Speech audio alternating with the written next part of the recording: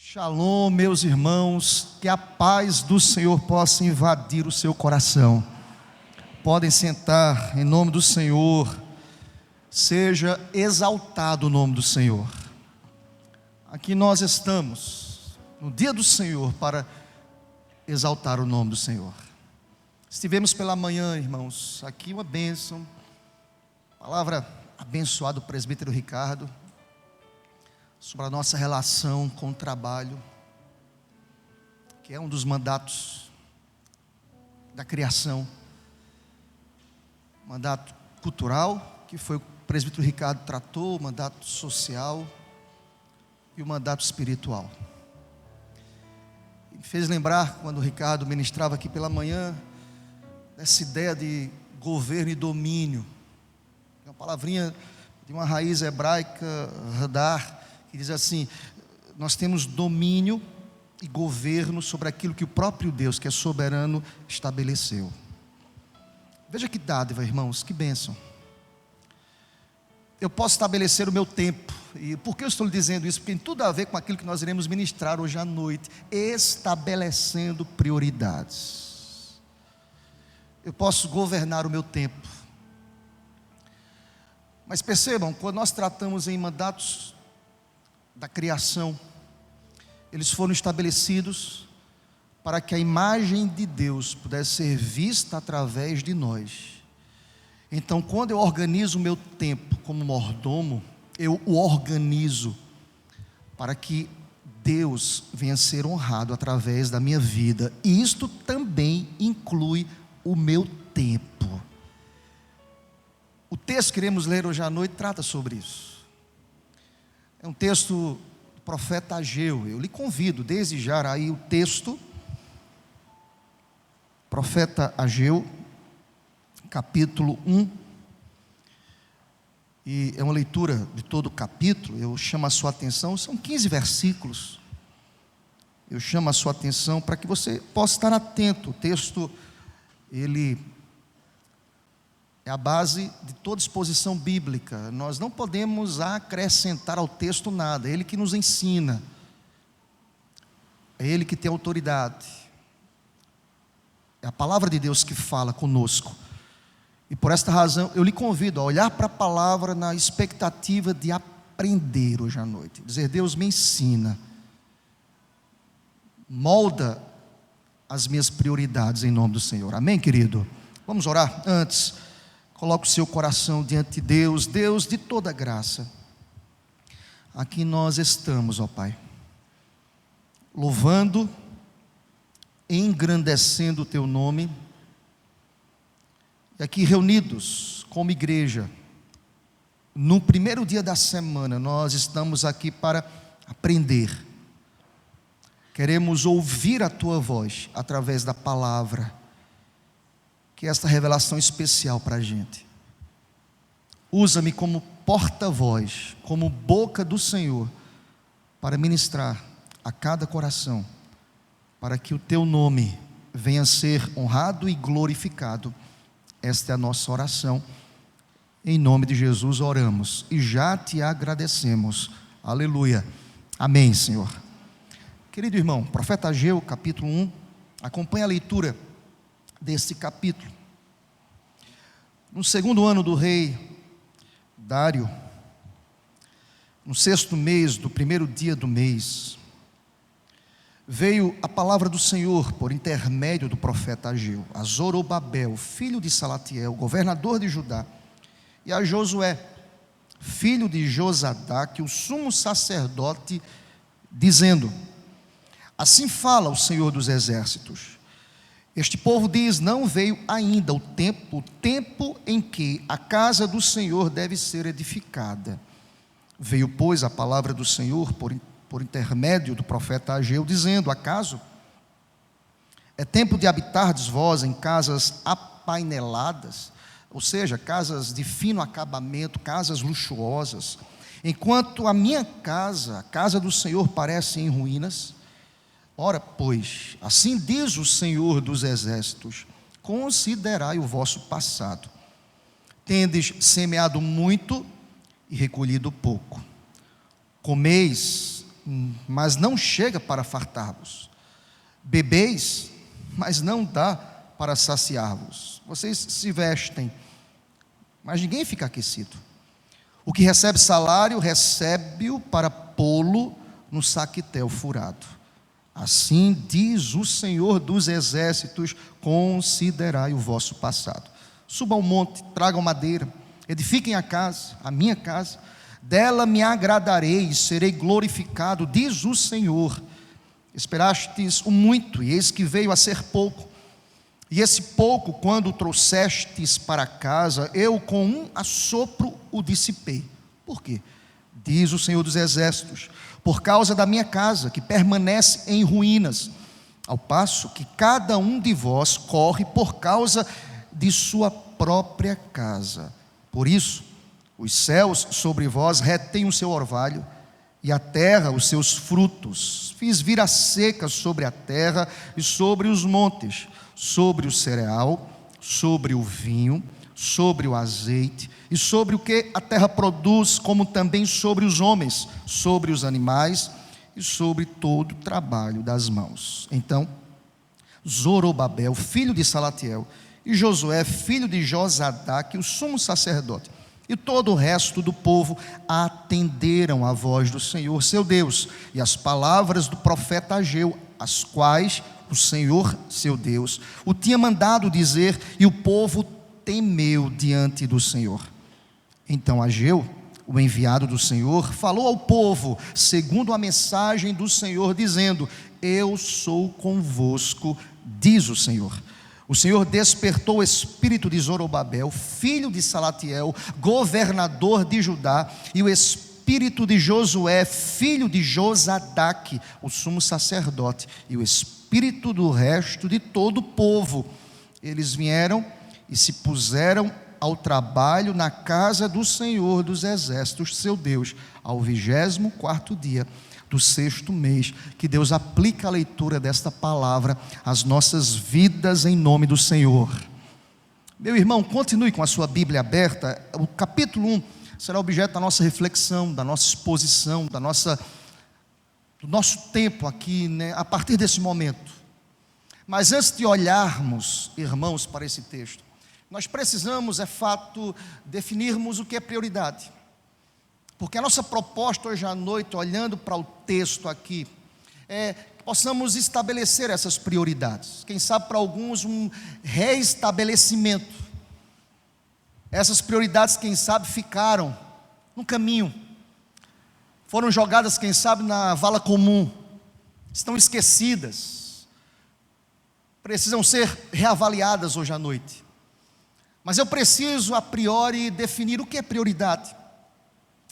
Prioridade, irmãos, é algo que consideramos como importante em nossas vidas.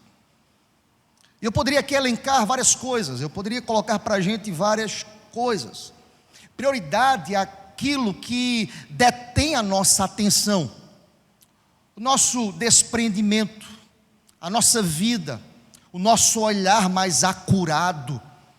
E eu poderia elencar várias coisas aqui hoje à noite, eu poderia pensar com vocês, quem sabe, na lista de prioridade, nós podemos colocar a nossa vida com Deus, a nossa espiritualidade, o nosso casamento, os nossos filhos, os nossos familiares, os nossos amigos, a igreja, o trabalho, quem sabe, a saúde, o descanso, a formação educacional, a cultura, o lazer. Quem sabe você consiga hoje à noite lembrar na sua lista de prioridades outras coisas. Que você coloque, que você pontua, que você elenca, que você diz: olha, as minhas prioridades são essas. Essas são, de fato, as minhas prioridades. As listas são variadas aqui, quem sabe.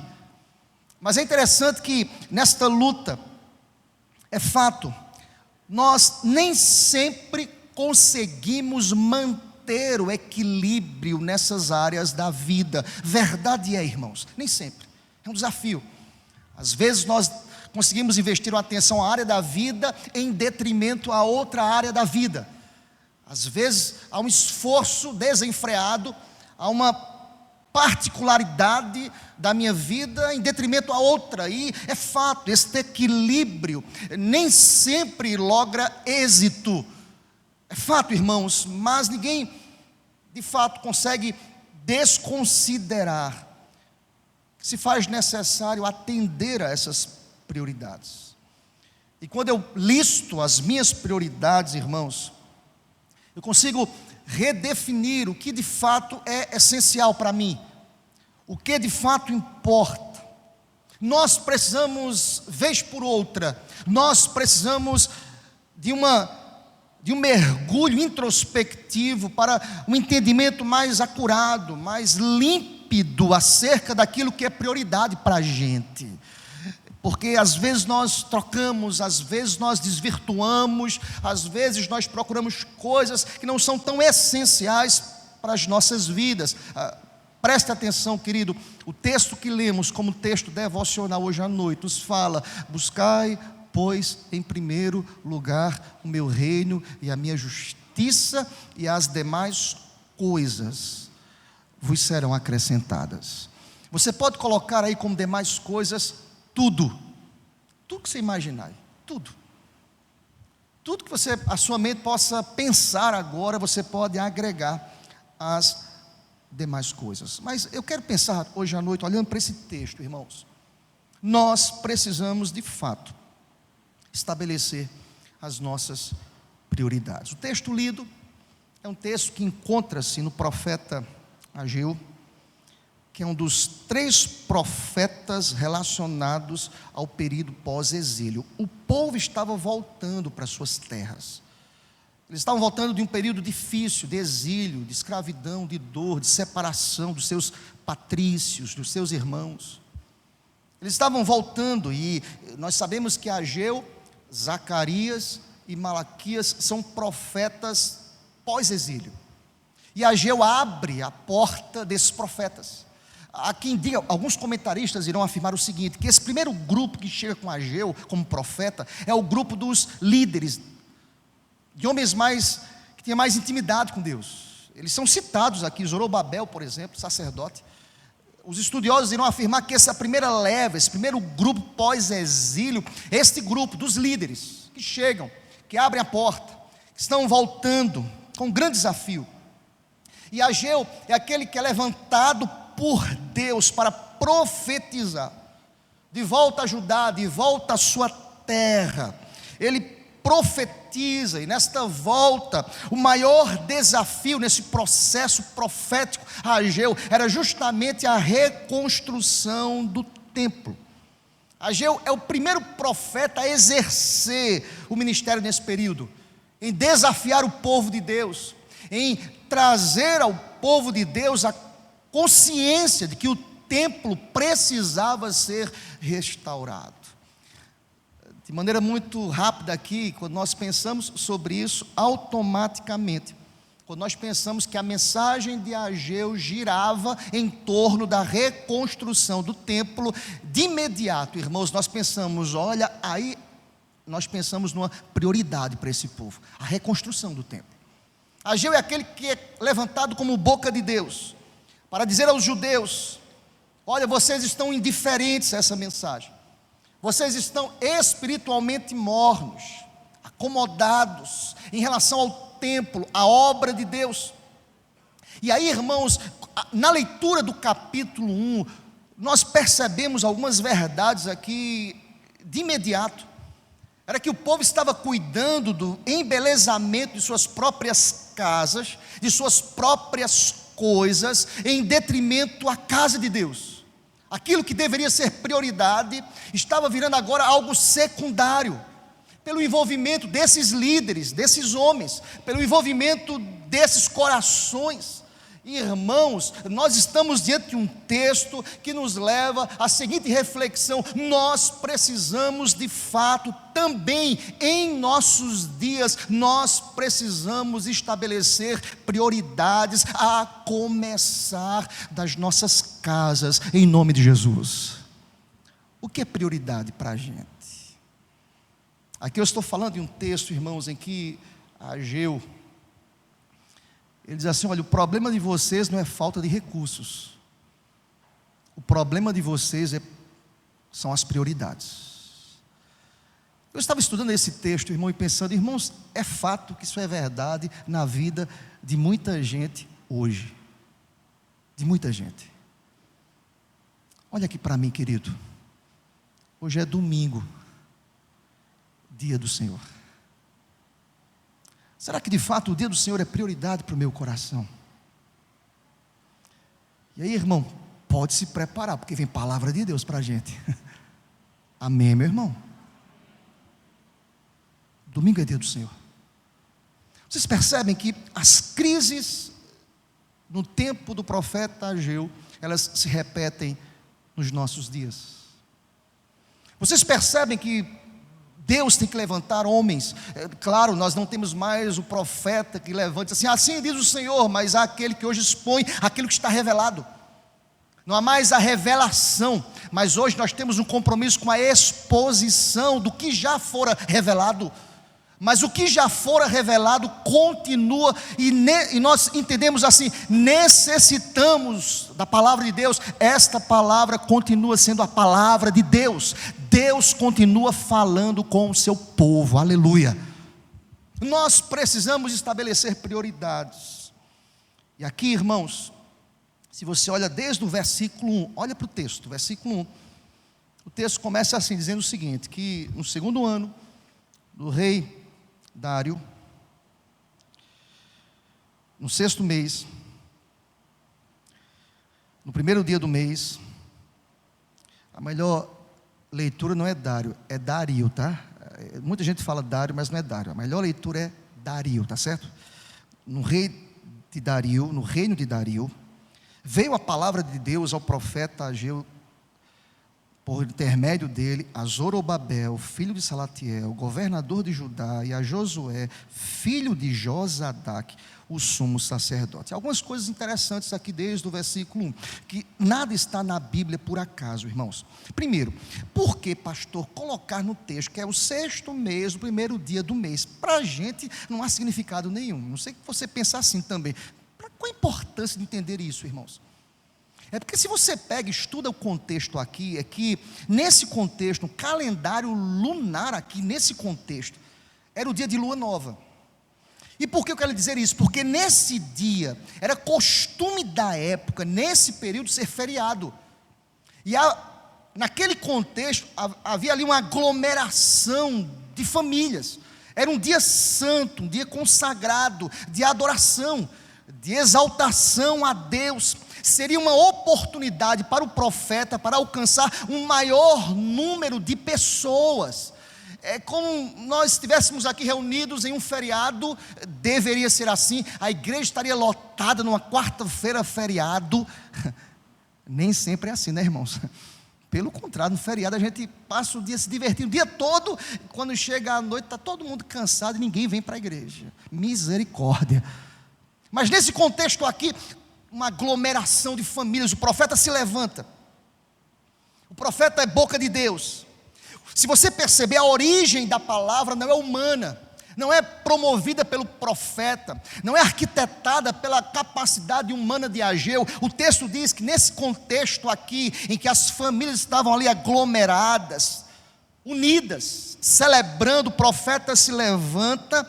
Quando diz o texto, veio a palavra do Senhor por intermédio. Presta atenção, querido, todo profeta era boca de Deus. Em outras palavras, nesta noite, eu sou boca de Deus para a tua vida, porque a palavra está sendo profetizada, exposta através do texto revelado. Receba a palavra como palavra de Deus em nome do Senhor. É Deus nos ensinando, irmãos. O profeta se levanta, o profeta vem com uma palavra dura. Ele vem para denunciar, irmãos, algumas verdades. Vamos perceber quais são essas verdades? Nós que queremos estabelecer prioridades hoje à noite, em nome do Senhor. Primeiro, o profeta se levanta aqui como boca de Deus para denunciar a inversão de prioridades. Olha comigo, verso 2 ao verso 4. É interessante que o povo apresenta desculpas aqui.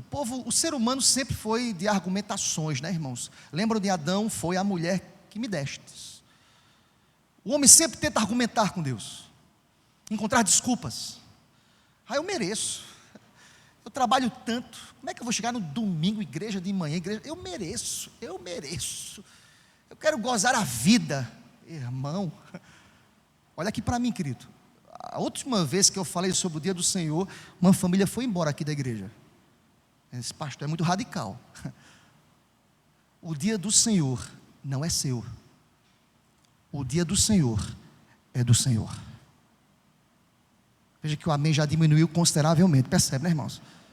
Se eu falasse assim, você é um vencedor, eis que eu te digo, tu irás prosperar, tu és uma bênção, aleluia, amém.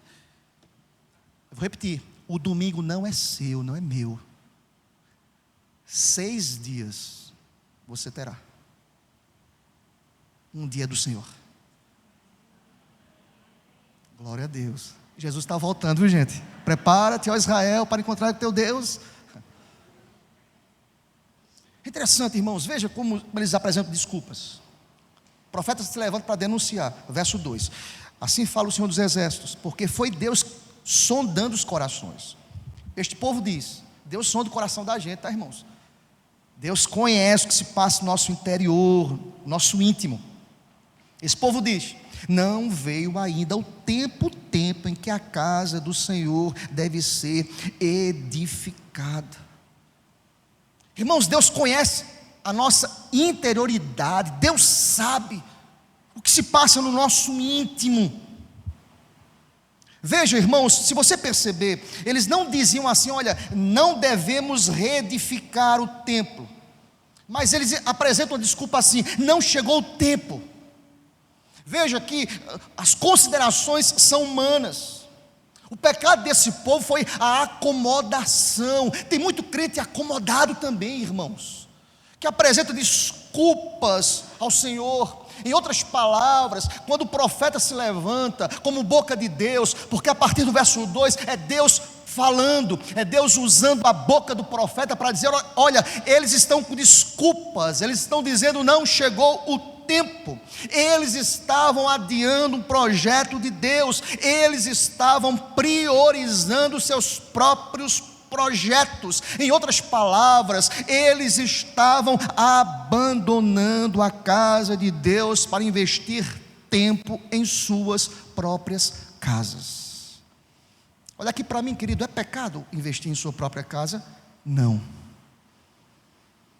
Mas a partir do momento que as demais coisas elas tomam o lugar daquilo que deve ser prioridade para a gente, isso se torna prejudicial.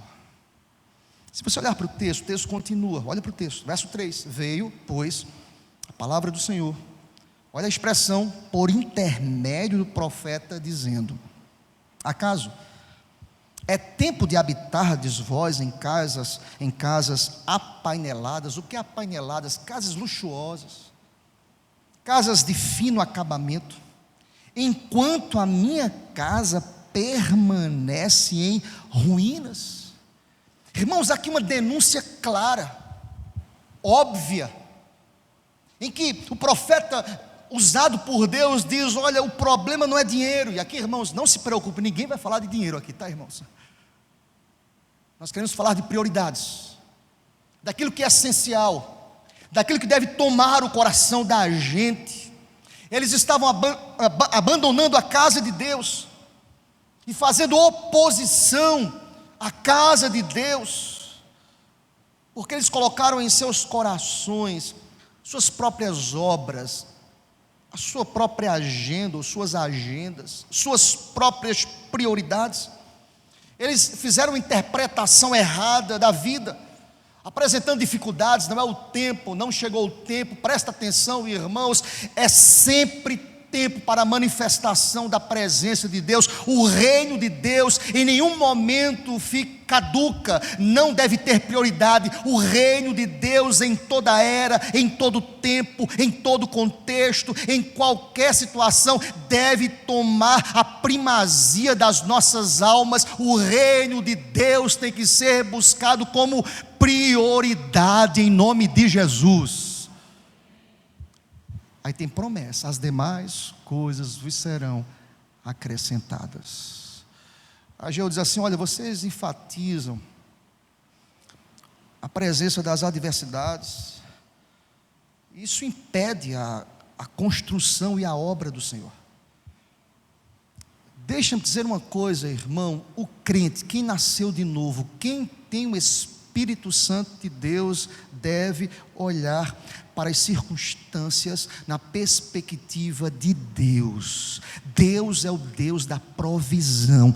Deus está no controle de todas as coisas. Se você crê nisso, diga amém. Eu creio. Nossa visão espiritual, irmãos. Percebe? Vamos ser bem práticos aqui. É como se esse povo estivesse dizendo o seguinte: se eu não priorizar as minhas coisas, eu vou garantir o meu, aí depois eu penso na casa de Deus. Olha aqui para mim, querido. Deus não precisa da gente. Deus não precisa dos nossos recursos. Agora eu preciso de Deus. Eu anelo por Deus como terra árida, sedenta. Todos nós carecemos da graça de Deus. Eu preciso olhar para tudo na perspectiva da soberania de Deus. Esse povo esqueceu que Deus é soberano. Esse povo estava preocupado com outras prioridades. Esse povo estava colocando as suas vidas, suas casas como prioridade. Esse povo estava trazendo uma realidade de fino acabamento para as suas casas, em detrimento daquilo que é mais essencial, a reconstrução do templo. Irmãos, nós podemos pensar em várias perspectivas aqui hoje à noite. Tem muita gente investindo em sua vida pessoal, em sua carreira profissional, em seus estudos, em sua caminhada como família até, em detrimento à casa, ao reino, à justiça de Deus. É como se essas coisas fossem mais importantes do que Deus. Nada é mais importante do que o reino de Deus. Presta atenção que Deus quer lhe dizer hoje à noite. Você quer ser abençoado, querido? Deus precisa ter o primeiro lugar na tua vida, em nome do Senhor. Deus é mais importante que o seu marido. Deus é mais importante que a sua esposa. Deus é mais importante que a sua família. Deus é mais importante do que tudo. E presta atenção: Deus não divide a sua glória com ninguém. Louvado seja Deus por isso. O Senhor Deus denuncia aqui, irmãos. Veio a palavra do Senhor. É uma denúncia para a inversão das prioridades do povo judeu. O que é que Deus está fazendo aqui, pastor? Deus está denunciando a inversão de prioridades do povo judeu. Eles estavam investindo o melhor para eles e o pior para Deus. Olha, irmão, eu estou aqui como boca de Deus para a tua vida. Não permita que nada, nem ninguém, nem qualquer outra coisa possa tomar no teu coração o espaço que é de Deus. E aí é um cuidado pastoral, irmãos. Vivemos dias difíceis. Dias difíceis. E a igreja precisa estar firme e forte. Eu estava lendo, irmãos, sobre essa realidade de casas apaineladas, casas de fino acabamento. E lendo alguns comentaristas, eles falam sobre, eram casas de requinte, de luxo. Enquanto a casa de Deus estava sem teto. Não havia um toque de requinte, de luxo. Suas casas, extravagância, cuidado, acabamento no fio. Mas a casa de Deus sem teto. É interessante, irmãos, porque Deus fala sobre isso. Deus, eu repito, não está preocupado, irmãos, com luxo, com ter, com dinheiro. Deus olha para o coração desse povo, Deus olha para a alma desse povo. Presta atenção, Deus não está preocupado com as nossas finanças, Deus olha para o nosso coração. Que lugar o reino de Deus tem ocupado na minha vida? Eu preciso restabelecer prioridades para o meu coração. E quando eu penso sobre isso, irmãos, na minha realidade aqui, Igreja Presbiteriana do Farol, eu penso que no mínimo essa igreja deveria ter 4 cultos aos domingos, para abarcar todos os membros, de manhã, de tarde, de noite, porque nós temos uma membresia que o espaço é pequeno. Onde estão esses membros no domingo? Nós precisamos entender que a casa de Deus é o melhor lugar. Bem-aventurados aqueles que habitam em tua casa, pois um dia em tua presença vale mais do que 1000 lá fora. Aleluia. Permitam-me, queridos, com muito amor, do mesmo jeito que Deus levanta o profeta para dizer: olha, eu não divido a minha glória com ninguém. Estabeleçam prioridades. Deus está dizendo para mim, para minha família, para a tua família: estabeleça prioridades. Tem uma realidade hoje, pós-pandemia, irmãos. Olha aqui para mim, querido. É que se tomou agora uma postura de que, olha, se eu for de manhã para a igreja, eu já fiz o meu compromisso religioso, eu não preciso voltar para a casa de Deus à noite. Se eu não for de manhã, eu preciso voltar a casa à noite. E o resto do dia eu faço porque eu mereço, o que eu bem entender fazer. Porque o domingo me pertence. Eu repito, querido, eu preciso reavaliar as minhas prioridades em relação ao reino de Deus. Eu preciso rever isso. Eu preciso entender que Deus me deu como graça, como bondade dele, irmãos, segunda a sábado, para trabalhar, para correr atrás, para fazer aquilo que é do meu interesse. Mas ele disse para mim: olha, guarda o meu dia, dedique-se ao meu dia, se curve no meu dia, e saiba que a partir de amanhã, promessa de Deus para a gente, Ele fará tudo conforme lhe apraz. Ele está no controle das nossas vidas, em nome de Jesus. Primeira coisa que o texto quer me ensinar aqui hoje à noite, querido: lembre-se, nós somos cônscios do que precisamos fazer. Nós precisamos honrar ao Senhor, nós precisamos estabelecer prioridades, nós precisamos investir no reino de Deus, nós precisamos entender que Deus precisa ocupar o lugar de honra no meu tempo, na minha força, na minha capacidade. Há uma clara inversão de valores, de prioridades, irmãos.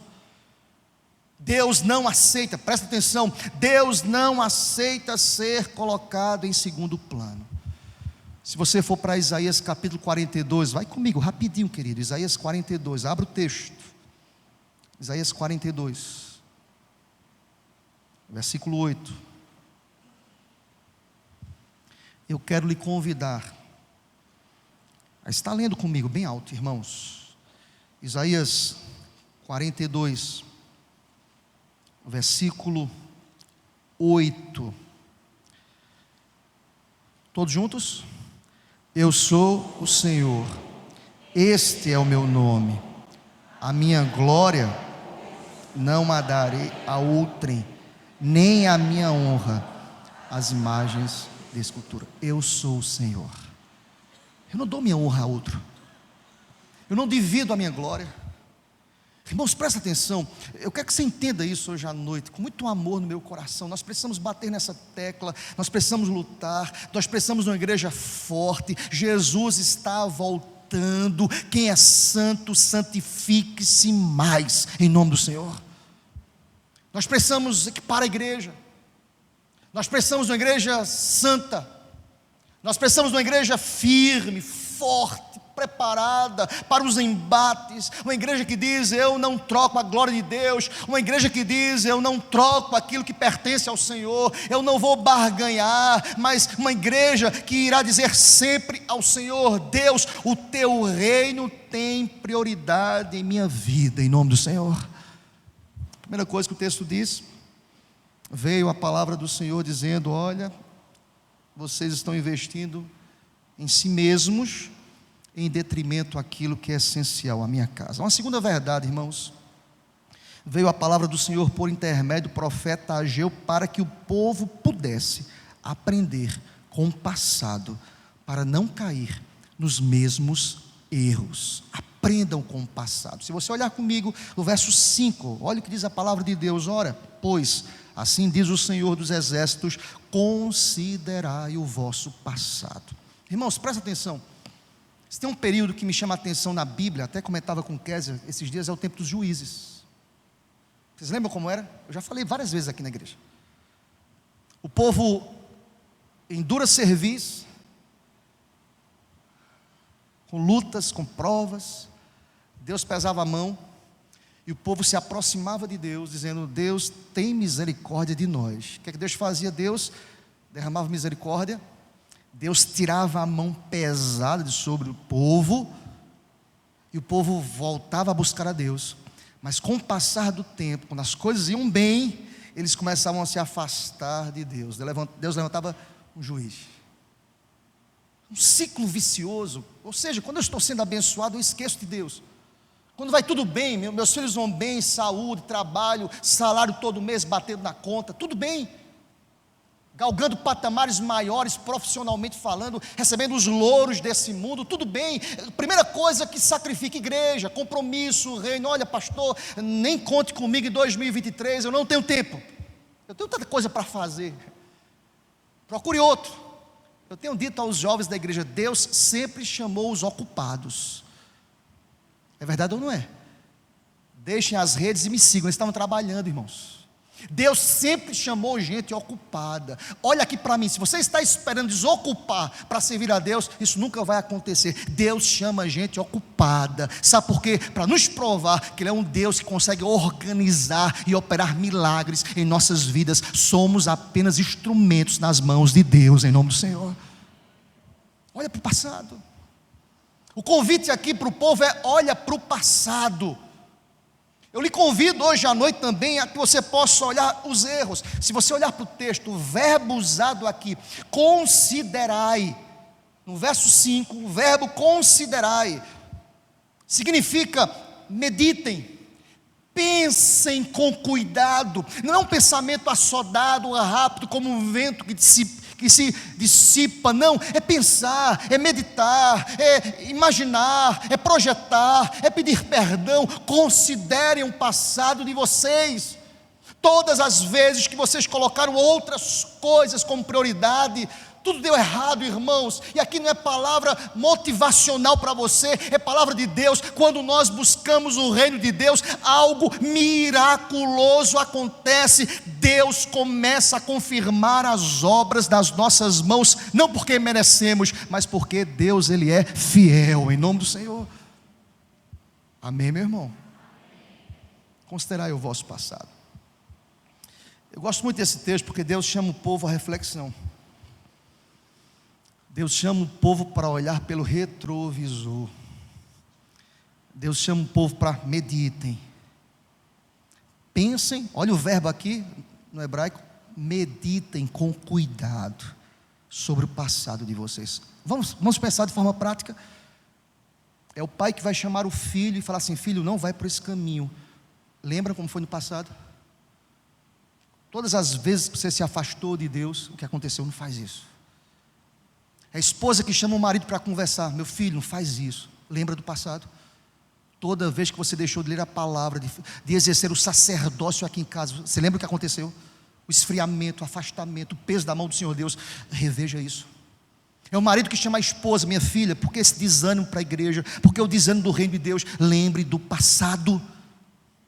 Os filhos que chamam os pais e falam: pai, precisamos retomar algumas coisas que deixamos aqui. Lembra do passado? Toda vez que a palavra de Deus não se fez presente em nossa casa, quantas coisas aconteceram? Querido irmão, palavra de Deus para a gente, lembrem, considerem, pensem com cuidado acerca do passado. Irmãos, presta atenção, eu não tenho nada contra o ser humano se divertir. Muito bom, eu tirei 30 dias de férias, irmãos, parecia o paraíso. Oh, glória a Deus, coisa boa, é justo. Mas presta atenção, isso não pode ter prioridade no meu coração. Eu preciso considerar o passado. Eu preciso entender que é Ele que me deu a graça de desfrutar de dias de férias. Eu preciso glorificar a Deus. Eu preciso honrar a Deus. Eu preciso entender, por exemplo, que o domingo é dia do Senhor. E mesmo de férias, eu preciso reunir como sacerdote a minha casa. Eu preciso correr para o templo mais próximo para dizer: Deus, eu não mereço, mas o Senhor tem sido fiel para comigo. Seja bendito o teu nome para sempre, aleluia. É um reconhecimento de um coração que reconhece e que tem a clara convicção que tudo que nós temos vem do Senhor. Olha, irmão, quando o profeta diz: olhem para trás, o profeta está dizendo a esse povo: olha, investimentos errados produzem resultados insatisfatórios. Cuidado. Eu quero dizer para você hoje à noite: cuidado, querido, olha para trás. Reveja o que você deixou de fazer. Reveja todos os seus conceitos. Reveja, meu querido irmão. Sempre que nós desamparamos a casa de Deus, até criando desculpas para investimentos pessoais, projetos pessoais, olha o que o texto vai dizer, irmãos: colhemos riscos profundos. Olha para o texto, é palavra, irmãos, verso 6, olha comigo, olha o passado de vocês, olha comigo, verso 6, vocês estão semeando, mas estão colhendo o que, irmãos? Pouco. Vocês estão comendo, mas vocês não se fartam. Vocês estão bebendo, mas isso não mata a sede de vocês. Vocês estão se vestindo, uma ação pessoal, uma luta pessoal, legítima luta, mas vocês não se aquecem. Vocês recebem salário, mas vocês estão colocando um saquetel furado. Irmãos, preste atenção, o que Deus quer nos dizer hoje à noite: considere o passado de vocês. Não há quem possa lograr êxito, quem tem o Espírito Santo de Deus longe do Senhor. Você quer ser abençoado, querido? Busque o reino de Deus como prioridade, em nome do Senhor. Considere o seu passado. Ah, pastor, que palavra dura. Mas é palavra de Deus para a gente. Eu acho interessante que as figuras usadas aqui por Ageu falam da mesma coisa. O descompasso, note bem, no verso 6, o descompasso entre o investimento e o resultado alcançado. Tem muita gente, irmãos, que passa o dia correndo, uma luta, uma crise. Corre para um lado, acorda de madrugada, dorme tarde, vai negligenciar o dia do Senhor. A semana começa um turbilhão, uma coisa. Eu não sei se você já entrou nessa crise, parece que eu estou correndo contra o vento. Que luta é essa, querido? Presta atenção, Deus está te levando hoje à noite a reconsiderar a sua vida. Nada é mais importante do que o reino de Deus. Deus está dizendo isso para o teu coração hoje à noite. Entenda isso em nome do Senhor. Irmãos, há uma crise aqui instaurada. E olha os contrastes entre a ação do povo e a expectativa do povo. Ação, expectativa. Se você olhar comigo, por exemplo, os versos de 6 a 9, continua comigo, vamos continuar com 7. Assim diz o Senhor dos Exércitos. 7, considerai o vosso passado. 8, suba a um monte, tragam madeira. 7 e 9, segura o verso 8 agora, querido. Esperastes o muito, verso 9, e eis que veio a ser pouco. E esse pouco, quando o trouxestes para casa, eu com um assopro dissipei. Quem fez isso, gente? Deus. Olha aqui para mim, irmãos. Pastor, está dando tudo errado na minha vida, isso é coisa do capeta. Não, o bichinho do capeta está quieto. Bichinho não, vá para o inferno ele. Mas tudo é o capeta, tudo é o diabo. Isso deve ser coisa do diabo, irmão. Vamos orar, reunir os irmãos da igreja. Isso é o capeta, vamos repreender, amarre não, deixa ele solto. Ele é o príncipe desse mundo, não é para amarrar nada. Se amarrar, fica do teu lado, meu irmão. Expulsa, crente expulsa, não amarra não. Vamos amarrar, vamos quebrar, vamos não sei o quê. Ele, quem fez isso foi Deus. Nós temos um Pai, irmãos, nós temos um dono que nos conhece, que nos sonda, e Ele vai dizer aqui no verso 9: vocês esperaram muito e veio pouco, eu com um assopro dissipei. Por quê? Diz o Senhor dos Exércitos. Por causa de quê, irmãos? Da minha casa, que permanece em ruína, por causa de sua própria casa. Vocês estão correndo dos seus planos, dos seus projetos. É a crise de Salomão, Eclesiastes. É correr atrás do vento, querido. Nada é mais satisfatório do que dedicar como prioridade o coração a Deus. Irmãos, isso é efêmero, isso é passageiro. Percebe como a vida sem Deus não tem sentido? Deixa eu explicar para vocês. A pessoa trabalha a vida toda, investe, constrói. Quando vai pensar em desfrutar, Deus chama. Fica para quem? Para os filhos. Os filhos correm a vida toda para deixar alguma coisa para os filhos. Corre, morre, vai embora.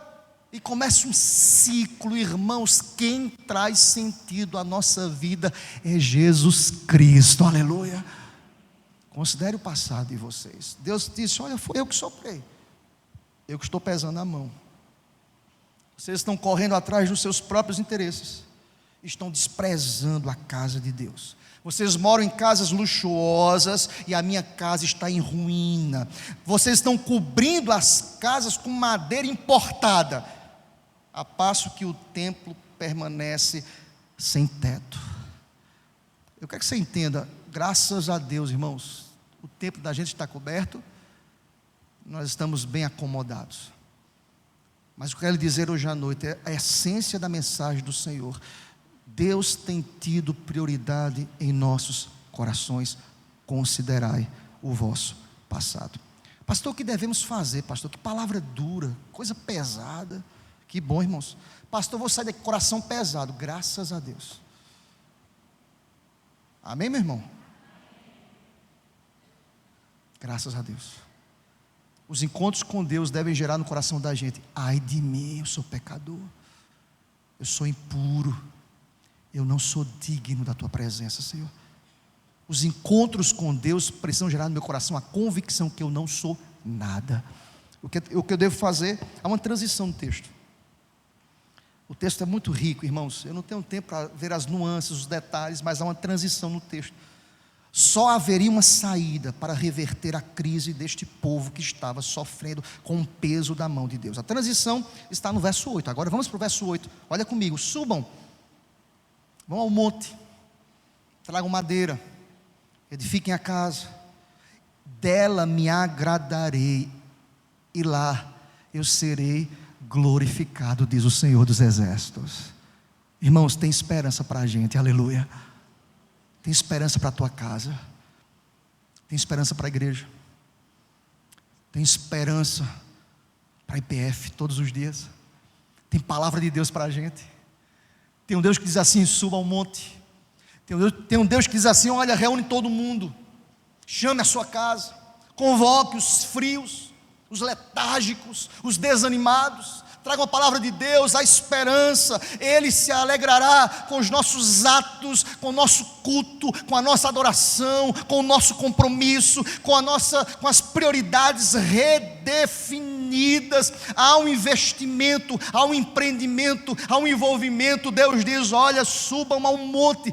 Presta atenção, tem muita gente esperando o milagre acontecer. Irmãos, não há crise entre soberania de Deus e responsabilidade humana, irmãos. Deus é soberano, mas nós temos responsabilidades espirituais, irmãos. Lembre-se de textos como enchei-vos do Espírito, imperativo, uma ordem coletiva para toda igreja, imperativo, enchei-vos do Espírito. Eu não fico cheio do Espírito sem ler a palavra, eu não fico cheio do Espírito sem orar, eu não fico cheio do Espírito sem ouvir a palavra. Eu preciso encher a minha vida, é uma busca constante, diária, para que Deus possa encher o meu coração com a sua presença poderosa e maravilhosa. Qual é a resposta, pastor? A transição é essa: sobe ao monte, trabalhe. Quem sabe, irmãos, depois dessa palavra, que pretensão, né, pastor? A gente precisa rever com o conselho da igreja, realizar 3 cultos aqui no domingo, presbítero Felipe. Amém, irmãos? Vamos ficar só com os 2 mesmo, porque o negócio está sério aqui, viu? 3 cultos. Por quê? Porque crente que entende que Deus não divide sua glória com ninguém, vai estar aqui, culto da manhã, culto da tarde, culto da noite, esse templo ficará pequeno em nome de Jesus. Deus não divide sua glória.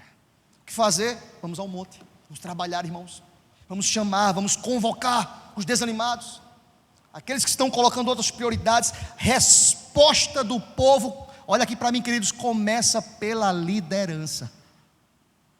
Amém, irmãos?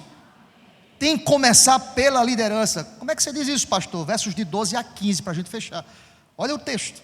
A resposta começa pela liderança. Olha o texto, verso 12. Então, Zorobabel, filho de Salatiel, e Josué, filho de Josadaque, o sumo sacerdote, e todo o resto do povo atenderam a voz do Senhor, seu Deus, as palavras do profeta Ageu, que era boca de Deus. Aleluia. Olha aqui para mim, querido, tem que começar pelas nossas vidas, nós que fomos colocados numa posição de liderança, o exemplo é nosso. Tem que começar com os presbíteros, pastores, presbíteros, diáconos, líderes de pequenos grupos, alguém que foi locado na liderança, da direção do departamento interno da nossa igreja. Tem que começar pela liderança, e o que Deus faz a partir da liderança ecoa e reverbera sobre todos os membros e congregados da igreja. Seja bendito o nome do Senhor para sempre. Olha para o texto, irmãos, o texto diz que foi Zorobabel e Josué. Quem era Zorobabel e quem era Josué, pastor? O governador e o sumo sacerdote. Há um levante aqui da liderança. Há um povo que diz: vamos atender, precisamos servir como exemplos à igreja, ao povo que se chama pelo nome do Senhor. A liderança precisa ser o exemplo. Nós precisamos dar o primeiro passo. Eu preciso ser modelo para as pessoas, não pela beleza, tá, irmãos? Por favor, mas pela conduta, pela integridade, pela vida santa. As pessoas precisam olhar para mim como pastor e precisam afirmar: eu quero ter uma vida com Deus como Ele tem, em nome do Senhor. Irmãos, precisamos agir, precisamos reagir. Há uma resposta aqui, ação, a palavra, a ordem de Deus.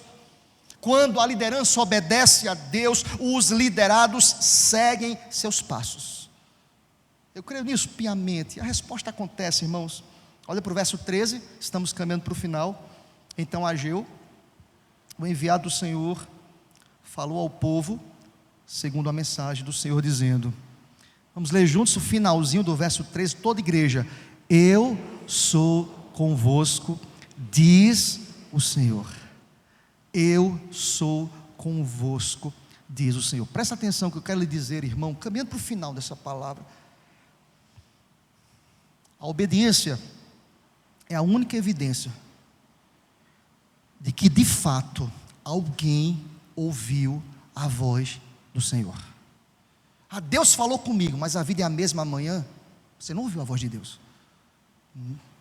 Aí eu fui no templo e fui impactado pela palavra. Segunda-feira, com os mesmos vícios, os mesmos pecados, a mesma conduta, a mesma frieza, a mesma letargia, o mesmo descompromisso com o reino.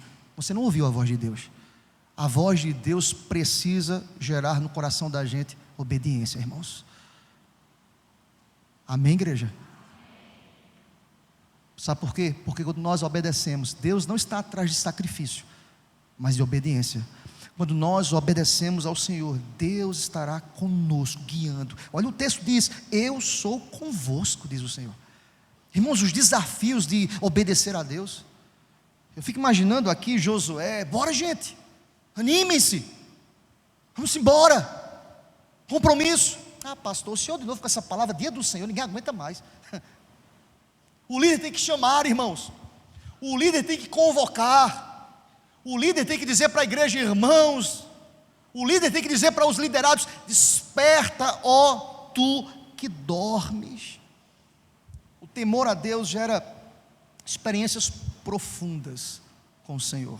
Vamos caminhar para o final, verso 14. O Senhor despertou o espírito de Zorobabel, filho de Salatiel, governador de Judá, e o espírito de Josué, filho de Josadaque, o líder espiritual, o sumo sacerdote, e o espírito do resto de todo o povo. Olha o que eles fizeram, toda a igreja, todos juntos. Eles vieram e se puseram ao trabalho na casa do Senhor dos exércitos, seu Deus. Você entende a palavra de Deus para o teu coração hoje à noite, irmão? Amém. Eu preciso estabelecer prioridades no meu coração. Que Deus aplique essa palavra. Me chama a atenção a resposta imediata, pronta. Se você olhar para o texto, foram ao 24º dia do 6º mês, de um processo de palavras proféticas, denunciando, apontando as falhas. O que é que acontece? Quando a palavra de Deus é pregada com fidelidade, irmãos, Deus age. O Espírito Santo de Deus age poderosamente. A construção do templo prosseguiu, sob a liderança de Zorobabel e do sumo sacerdote Josué. Eu quero concluir dizendo ao teu coração: diga a Deus hoje à noite: Deus, a começar em mim, eis-me aqui em nome do Senhor.